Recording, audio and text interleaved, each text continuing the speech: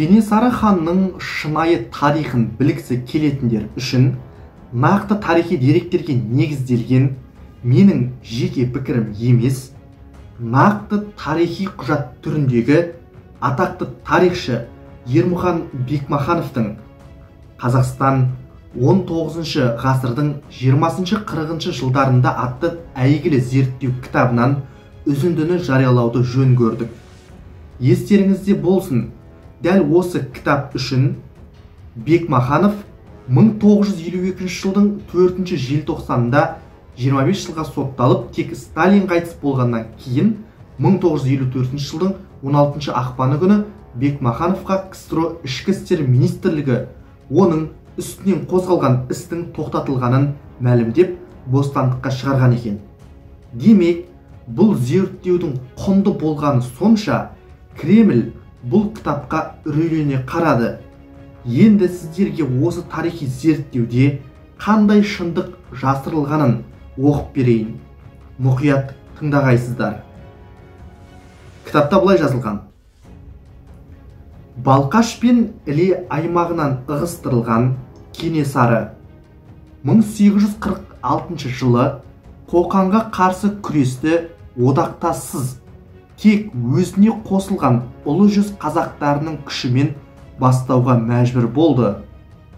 1846 жылы ол Әулиеата, қазіргі Жамбыл қаласы, ауданына басып кіріп, Мерке қамалын қоршауға алды.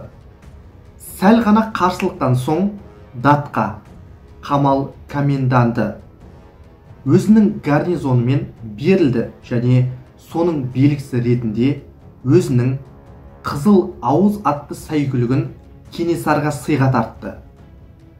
Датқа сонымен бірге Пішпек құсбегімен және қырғыз манаптармен уақытша бітім туралы келіссөз жүргізуге де уәде берді.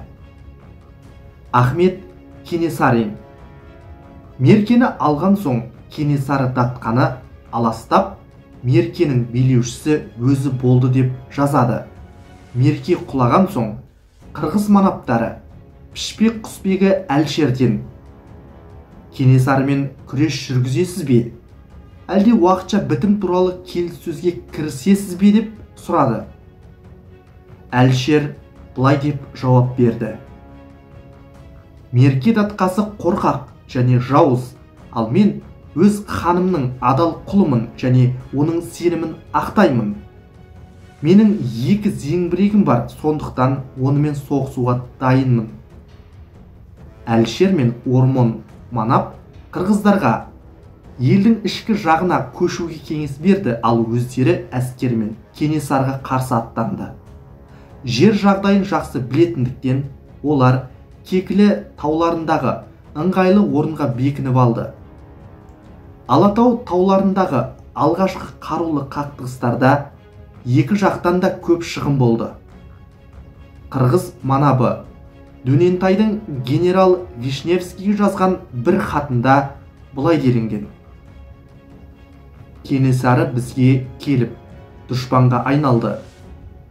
Өткен жылы олар біздің ауылдарымызды талқандап, шабандозымызды өлтірді. Ал біз Алла тағаланың шапағатымен қаруланып алып, Сұлтан Бөкеннің басшылығымен олардың 4000 адамын жер жастандырдық. 1846 жылдың орта шеніне қарай бір шама тыныштық орнады да, екі жақ әскери қимылдарды тоқтатуға және уақытша бітім жасасуға келісе бастады.